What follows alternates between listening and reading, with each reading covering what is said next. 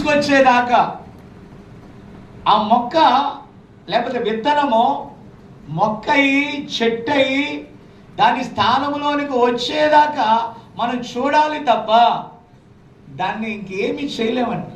విత్తనంలోకి వెళ్ళి దాన్ని ఏదైనా మారుస్తామా? మొక్కలోకి వెళ్ళి ఏదైనా మారుస్తామా? ఏ స్థానంలోనికి అది వస్తూ ఉన్నప్పుడు ఆ స్థానంలో నుండి దాని గుణలక్షణము ఏమొస్తుంది మనకి తెలియచేస్తూ ఉంటుంది. దేవునికి స్తోత్రం కలుగును గాక.